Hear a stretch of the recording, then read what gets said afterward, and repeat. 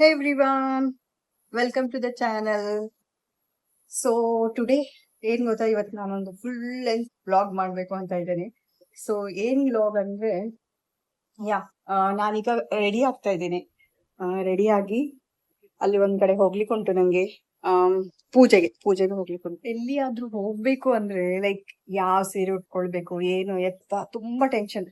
So finally ನಾನೊಂದ್ ಸೀರೆ blouse ನ ತೆಗ್ದಿಟ್ಟಿದ್ದೀನಿ. ಸೊ ನಾನು ನಿಮ್ಗೆ ತೋರಿಸ್ತೀನಿ. ಸೊ ಈ ಸೀರೆ ಉಟ್ಕೊಳ್ತಾ ಇದ್ದೀನಿ.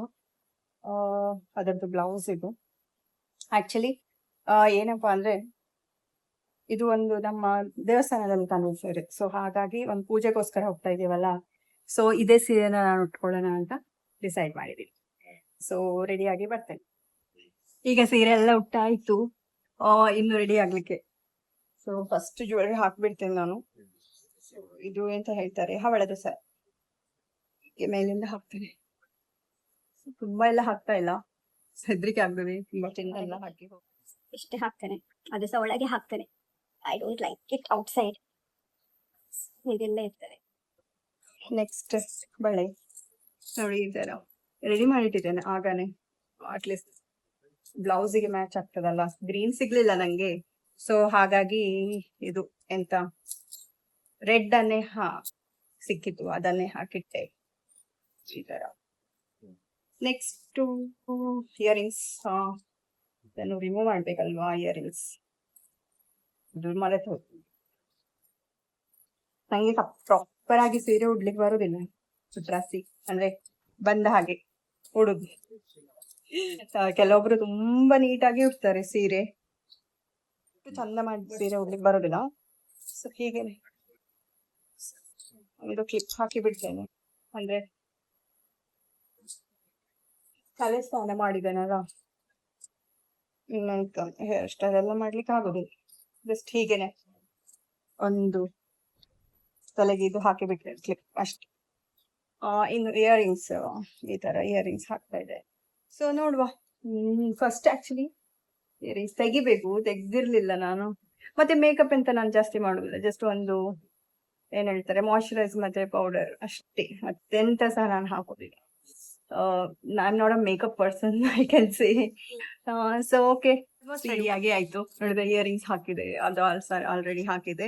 ನಾನ್ ಮೇಕಪ್ ಏನು ಮಾಡಲ್ಲ, ಜಸ್ಟ್ ನಂಗೆ ಇದು ಸಹ ಸಿಗ್ಲಿಲ್ಲ ಮಾಯಿಶ್ಚರೈಸರ್, ಜಸ್ಟ್ ಒಂದು ಪೌಡರ್ ಹಾಕಿದೆ. ಆಮೇಲೆ ನಂಗೆ ಕುಂಕುಮ ಮತ್ತೆ ಇದು ಎಂತರ ಸಿಂಧೂರ, ಅದು ಬೇಕೇ ಬೇಕು.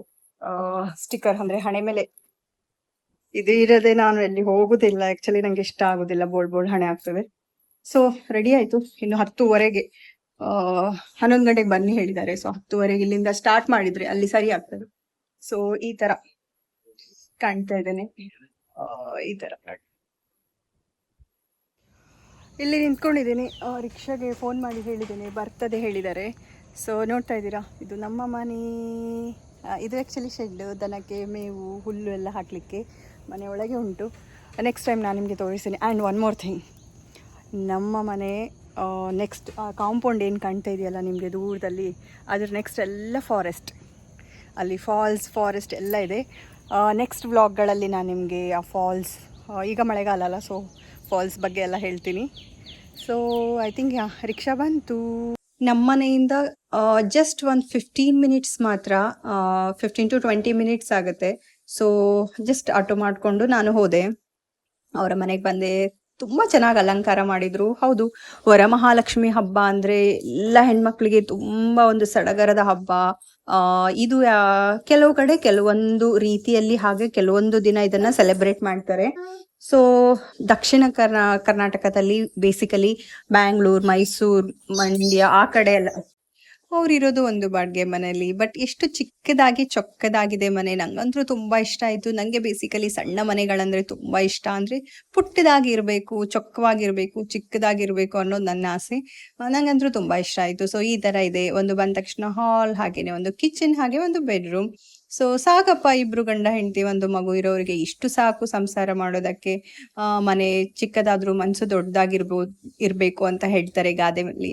ಸೊ ಅವ್ರ ಮನಸ್ಸು ತುಂಬಾನೇ ದೊಡ್ಡದಾಗಿದೆ ಅಂತಾನೆ ಹೇಳ್ಬೋದು. ಯಾವುದೇ ಕಾರ್ಯಕ್ರಮ ಆಗ್ಲಿ ನಮ್ಮನ್ನ, ಅಂದ್ರೆ ನನ್ನನ್ನ ಬೇಸಿಕಲಿ ಬಿಟ್ಟು ಮಾಡೋದೇ ಇಲ್ಲ, ಎಲ್ಲದಕ್ಕೂ ಇನ್ವೈಟ್ ಮಾಡ್ತಾರೆ. ಅಷ್ಟೊಂದು ಪ್ರೀತಿ ಮತ್ತೆ ವಿಶ್ವಾಸ ತುಂಬಾ ನನ್ಗಂತೂ ಇಷ್ಟ ಆಯ್ತು.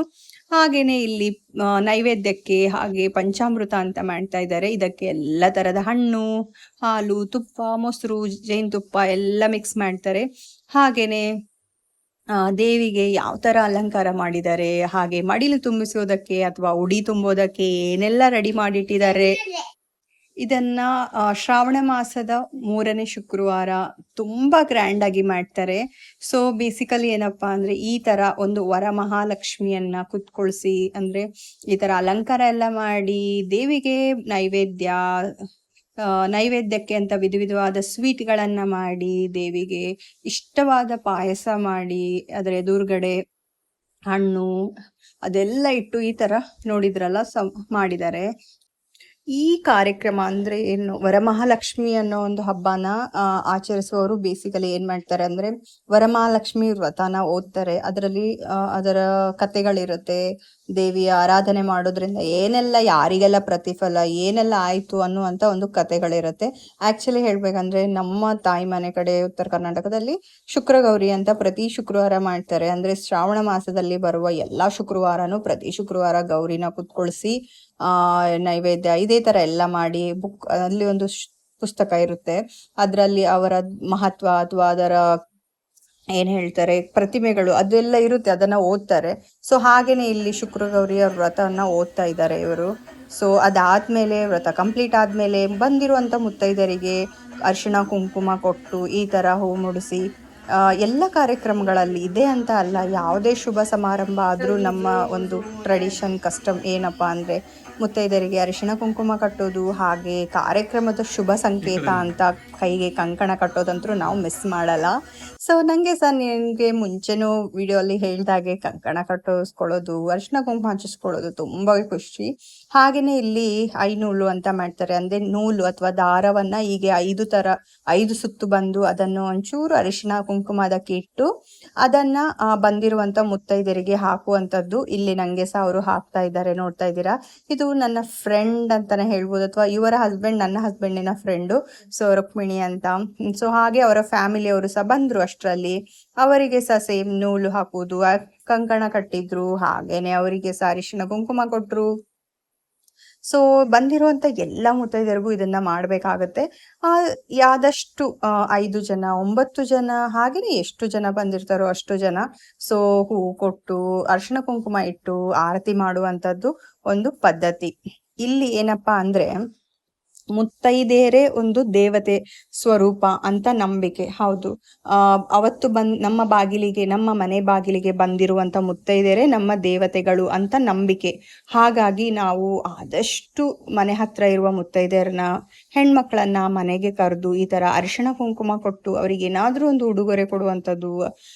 ಅದಕ್ಕೆ ಉತ್ತರ ಕರ್ನಾಟಕದಲ್ಲಿ ಹಾಗೆ ಹೇಳ್ತಾರೆ. ಹಾಗೇನೆ ದಕ್ಷಿಣದಲ್ಲಿ ಏನ್ ಹೇಳ್ತಾರೆ, ಬ್ಯಾಂಗ್ಳೂರ್ ಆ ಕಡೆ ಎಲ್ಲ ಅಂದ್ರೆ ಬಾಗಿನ ಕೊಡುವಂಥದ್ದು. ಬೇಸಿಕಲಿ ಏನ್ ಮಾಡ್ತಾರಪ್ಪ ಅಂದ್ರೆ ಮನೆಯ ಹೆಣ್ಮಕ್ಳನ್ನ ಆವತ್ತು ವರಮಹಾಲಕ್ಷ್ಮಿ ಹಬ್ಬಕ್ಕೆ ತವ್ರ ಮನೆಗೆ ಕರೆದು ಅವರಿಗೆ ಬಾಗಿನ ಕೊಡುವಂಥದ್ದು. ಬಾಗಿನ ಅಂದ್ರೆ ಒಂದು ಮರದಲ್ಲಿ ಸೀರೆ ಅಥವಾ ಒಡವೆ ಅವರವರ ಶಕ್ತಿಗೆ ಅನುಗುಣವಾಗಿ ಸೀರೆ, ಹಣ್ಣು, ಹೂವು, ಬಳೆ, ಅರಿಶಿಣ, ಕುಂಕುಮ ಎಲ್ಲ ಇಟ್ಟು ಇನ್ನೊಂದು ಮರನ ಅದರ ಮೇಲೆ ಮುಚ್ಚಿ ಅದನ್ನ ಬಂದಿರುವಂತ ಮನೆಯ ಹೆಣ್ಣು ಮಕ್ಕಳಿಗೆ, ಬೇಸಿಕಲಿ ಮನೆಯಲ್ಲಿ ಹುಟ್ಟಿರುವಂತ ಹೆಣ್ಣು ಮಕ್ಕಳಿಗೆ ಕೊಡುವಂಥದ್ದು.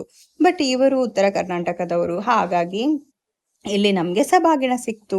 ಬಾಗಿಣದಲ್ಲಿ ಏನಂದ್ರೆ ಬ್ಲೌಸ್ ಪೀಸ್, ಅರಿಶಿಣ, ಕುಂಕುಮ, ಕನ್ನಡಿ ಅದೆಲ್ಲ ಇರುತ್ತೆ. ಯಾವಾಗ್ಲೂ ರೆಗ್ಯುಲರ್ ಆಗಿ ಏನೇನೋ ಇರುತ್ತೋ ಸೊ ಹಾಗೆ ಅದಕ್ಕೆ ನಾವು ಉಡಿ ತುಂಬುದು ಅಂತಾನು ಹೇಳ್ತೀವಿ. ಸೊ ಅದಾದ ನಂತರ ಇಲ್ಲಿ ಪ್ರಾರ್ಥನೆ ಹಾಡಿ ಆರತಿ ಮಾಡುವಂಥದ್ದು. ಮಗುದೋಳೆ ಕಮಲದ ಕಣ್ಣೋಳೆ ಕಮಲವ ಕೈಯಲ್ಲಿ ಬಿದೋಳೆ, ಕಾವೇರಿ ನೀರ ಅಭಿಷೇಕಕ್ಕಾಗಿ ನಿನಗಾಗಿ ನಾ ತಂದೆ ಕಂಪನ್ನು ತುಮರಾಶಿಯಿಂದ ಹೂಮಾಲೆ ಕಟ್ಟಿರುವೆ.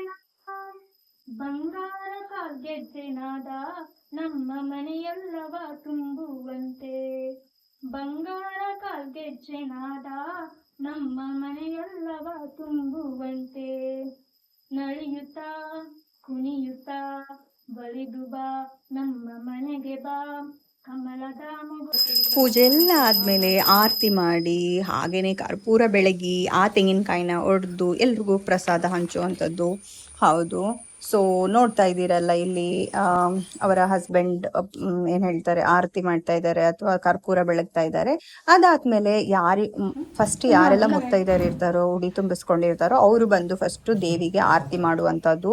ಸೊ ಹಾಗಾಗಿ ನಾವು ಒಬ್ಬೊಬ್ಬರೇ ಬಂದು ಆರತಿ ಮಾಡ್ತಾ ಇದ್ದೀವಿ. ನಾನು ಮಾಡಿದೆ. ಇಲ್ಲಿ ಏನಪ್ಪಾ ಅಂದರೆ ನಮಗೇನು ಬಾಗಿನ ಅಥವಾ ಮಡ್ಲಿ ತುಂಬಿಸಿರ್ತಾರೋ ಅದನ್ನು ಹಿಡ್ಕೊಂಡೇ ಆರತಿ ಮಾಡಬೇಕಾಗತ್ತೆ. ಹಾಗಾಗಿ ನನ್ನ ಕೈಯಲ್ಲಿ ಅದು ಒಂದೇನೋ ಗಂಟೆ ಇತ್ತಲ್ಲ, ಸೊ ಅದರಲ್ಲಿ ಎಲ್ಲ ಬ್ಲೌಸ್ ಪೀಸ್ ಅಂದರೆ ಒಂದು ಬಾಗಿಣದಲ್ಲಿ ಏನೇನು ಕೊಟ್ಟಿರ್ತಾರೋ ಅದನ್ನು ಹಿಡ್ಕೊಂಡಿದ್ದೇವೆ. ಅದಾದಮೇಲೆ ಬಂದಿರೋರ್ಗು ಅಂದರೆ ಉಳ್ದವರು ಬಂದು ಒಬ್ಬೊಬ್ಬರೇ ಆರತಿ ಮಾಡ್ತಾ ಇದ್ದಾರೆ. ಹಾಗೆ ಪ್ರಸಾದವನ್ನು ಕೊಡ್ತಾ ಇದ್ದಾರೆ. ನಾನು ಹೇಳಿದಲ್ಲ ಇವರು ಪಂಚಾಮೃತ ಮಾಡಿದ್ರು ಪ್ರಸಾದಕ್ಕೆ ಅಂತ. ಪಂಚಾಮೃತ ಮಾಡೋದು ಹೇಗೆ ಅಂದರೆ ಎಲ್ಲ ಹಣ್ಣುಗಳು, ಹಾಲು, ಮೊಸರು 5 ಬಗೆಯ ಒಂದು ಏನು ವಸ್ತುಗಳನ್ನ ಹಾಕಿ, ಹಾಲು, ಮೊಸರು, ಜೇನುತುಪ್ಪ, ಹಣ್ಣುಗಳು, ಸಕ್ಕರೆ, ಹೀಗೆ 5 ಬಗೆಯದ್ದು ಹಾಕಿ ಒಂದು ಪಂಚಾಮೃತ ಮಾಡುವಂಥದ್ದು. ಅದಾದ್ಮೇಲೆ ನಮ್ಗೆಲ್ರಿಗೂ ಕುತ್ಕೊಳಿಸಿ ಹಾಗೇನೆ ಆಂಟಿ ಅಲ್ಲೇನೋ ತಮಾಷೆ ಮಾಡ್ತಾ ಇದ್ರು, ನಾನು ವಿಡಿಯೋ ತುಂಬಾ ಚೆನ್ನಾಗಿ ಮಾಡ್ತೀನಿ ಅಂತ. ಸೊ ಹಾಗಾಗಿ ನೀನ್ ಬರ್ಬೇಕು, ನೆಕ್ಸ್ಟ್ ನಮ್ಮ ಮನೇಲಿ ಏನೇ ಕಾರ್ಯಕ್ರಮ ಇದ್ರು ಅಂತ ಹೇಳಿ ತಮಾಷೆ ಮಾಡ್ತಾ ಇದ್ರು. ಆಯ್ತು ಅಂತ ಹೇಳ್ತಾ ಇದ್ದೆ. ಮತ್ತೆ ಹಾಗೆ ಹೊರಗಡೆ ಬಂದು ಪೂಜೆ ಎಲ್ಲ ಆದ್ಮೇಲೆ ಇನ್ನೇನು ಚೆನ್ನಾಗಿ ಸೀರೆ ಉಟ್ಕೊಂಡಿರ್ತೀವಲ್ವಾ, ನಮ್ಗೆ ಫೋಟೋಸ್ ಬೇಕಲ್ವಾ. ಸೊ ಜಸ್ಟ್ ಹೊರಗಡೆ ಹೀಗೆ ಫ್ರಂಟ್ ಯಾರ್ಡ್ ಅಲ್ಲಿ ಬಂದು ನೋಡ್ತಾ ಇದ್ದೀರಾ ಮನೆ ಎಷ್ಟು ಚೆನ್ನಾಗಿದೆ ಹೊರಗಡೆ ಎಲ್ಲ. ಅಲ್ಲಿ ಎದುರಿಗೆ ಫುಲ್ ತೋಟ ಇದೆ. ಸೊ ಅಲ್ಲೇ ನಾವು ಅಂದ್ರೆ ಮನೆ ಎದುರುಗಡೆನೆ ನಿಂತ್ಕೊಂಡು ಫೋಟೋಸ್ಗಳನ್ನ ತಗೊಳ್ತಾ ಇದ್ದೀವಿ. ಹೌದು, ಯಾವುದೇ ಹಬ್ಬ ಶುಭ ಸಮಾರಂಭ ಆದ್ರೂ ಸಹ ನಮ್ಗೆ ಫೋಟೋಸ್ ಕ್ರೇಜ್ ಇದ್ದೇ ಇರುತ್ತೆ ಅಲ್ವಾ. ಅದು ಒಂದು ನೆನಪು ನಮ್ಗೆ. ಈ ಹಬ್ಬದಲ್ಲಿ ನಾನು ಈ ತರ ಸೀರೆ ಉಟ್ಟಿದ್ದೆ, ನಾವು ಹೀಗೆ ಫೋಟೋ ತೆಗೆಸ್ಕೊಂಡ್ವಿ, ಅದು ಇದು ಅಂತ. ಸೊ ಜೀವನ ಅಂದ್ರೆ ಒಂದು ನೆನಪುಗಳ ಹಂದರ ಅಂತ ನನ್ನ ಅನಿಸಿಕೆ. ಸೊ ಎಲ್ಲ ಫೋಟೋ ಎಲ್ಲ ಆಯ್ತಾ. ಒಳಗ್ ಬಂದ್ರೆ ಮಗು ಡ್ರಾಯಿಂಗ್ ಮಾಡ್ತಾ ಇತ್ತು, ಪೇಂಟಿಂಗ್ ಮಾಡ್ತಾ ಇದ್ಲು. ಎಷ್ಟ್ ಚೆನ್ನಾಗಿ ಮಾಡ್ತಾ ಇದ್ದಾಳೆ. ಇದು ಅವರ ಮಗಳು ಭಾರ್ಗವಿ ಅಂತ. ಸೊ ಅವಳು ಹಾಗೇನೆ ಡ್ರಾಯಿಂಗ್ ಮಾಡ್ತಾ ಇದ್ಲು, ಪೇಂಟಿಂಗ್ ಮಾಡ್ತಾ ಇದ್ಲು. ಸೊ ಮತ್ತೆ ಎಲ್ಲ ಆದ್ಮೇಲೆ ಊಟಕ್ಕೆ ಏನೆಲ್ಲ ಮಾಡಿದ್ರು ಗೊತ್ತಾ. ಹೋಳ್ಗೆ ಮಾಡಿದ್ರು, ಪಲ್ಯ, ಕೋಸಂಬರಿ, ಚಪಾತಿ, ಉಪ್ಪಿನಕಾಯಿ, ಅನ್ನ, ಸಾಂಬಾರ್ ಎಲ್ಲಾನು ಇತ್ತು. ಅಪ್ಪಟ ಉತ್ತರ ಕರ್ನಾಟಕದ ಊಟನೇ ಇತ್ತು, ಯಾಕಂದ್ರೆ ಅವರು ಸಹ ಉತ್ತರ ಕರ್ನಾಟಕದವರೇ. ಹಾಗಾಗಿ ಸೊ ತುಂಬಾ ಖುಷಿ ಆಯ್ತು. ತುಂಬಾ ದಿನ ಆದ್ಮೇಲೆ ಅಗೇನ್ ನನ್ಗೆ ಉತ್ತರ ಕರ್ನಾಟಕದ ಊಟ ಮಾಡೋದಕ್ಕೆ ಸಿಕ್ತಲ್ಲ ಅಂತ ತುಂಬಾ ಅಂದ್ರೆ ತುಂಬಾ ಖುಷಿಯಾಗಿ ಸರಿಯಾಗಿ ಊಟ ಮಾಡಿದೆ. ಸೊ ನೋಡ್ತಾ ಇದ್ದೀರಲ್ಲ, ನಾನು ನಿಮ್ಗೆ ಹೇಳ್ತಾ ಇಲ್ಲ ಊಟಕ್ಕೆ ಏನೆಲ್ಲ ಇತ್ತು ಅಂತ. ಸೊ ಇದೆಲ್ಲ ಇತ್ತು. ಬದ್ನೆಕಾಯಿ ಪಲ್ಯ, ಉತ್ತರ ಕರ್ನಾಟಕದವರು ಅಂದ್ರೆ ಬದ್ನೆಕಾಯಿ ಪಲ್ಯ ಇರ್ಲೇಬೇಕು. ಅದೇನೋ ಗೊತ್ತಿಲ್ಲ ಉತ್ತರ ಕರ್ನಾಟಕಕ್ಕೂ ಬದ್ನೆಕಾಯಿಗೂ. ಆಕ್ಚುಲಿ ಹೇಳ್ಬೇಕಂದ್ರೆ ಬದ್ನೆಕಾಯಿ ಇಡೀ ಪ್ರಪಂಚದಲ್ಲಿ ಎಲ್ಲಾ ಕಡೆನೂ ಸಿಗುತ್ತೆ. ಆಲ್ಮೋಸ್ಟ್ ಎಲ್ಲ ಡಿಸ್ಟ್ರಿಕ್ ಅಲ್ಲಿ, ಎಲ್ಲ ಸ್ಟೇಟ್ ಅಲ್ಲಿ, ಎಲ್ಲಾ ಕಂಟ್ರಿಲೂ ಸಿಗುತ್ತೆ. ಆದ್ರೆ ಉತ್ತರ ಕರ್ನಾಟಕದವರಿಗೆ ಬದ್ನೆಕಾಯಿ ಯಾಕೆ ಅಷ್ಟಿಷ್ಟ ಅಂತ ನನ್ಗಿನ್ನೂ ಗೊತ್ತಿಲ್ಲ. ನಿಮ್ಗೆ ಯಾರಿಗಾದ್ರೂ ಗೊತ್ತಿದ್ರೆ ಕಮೆಂಟ್. ಪೂಜೆ ಎಲ್ಲ ಮುಗಿಸ್ಕೊಂಡು ಈಗ ಮನೆಗೆ ಬಂದೆ. ಆಲ್ಮೋಸ್ಟ್ ಈಗ 3 ಗಂಟೆ ಆಗ್ತಾ ಬಂತು. ಸೊ ಇಲ್ಲಿಗೆ ನನ್ನ ಬ್ಲಾಗ್ ನ ಎಂಡ್ ಮಾಡ್ತೀನಿ. Thank you so much. Next blog ಅಲ್ಲಿ ನಾನು ನಿಮ್ಗೆ ಸಿಗ್ತೀನಿ. ಬಾಯ್ ಬಾಯ್.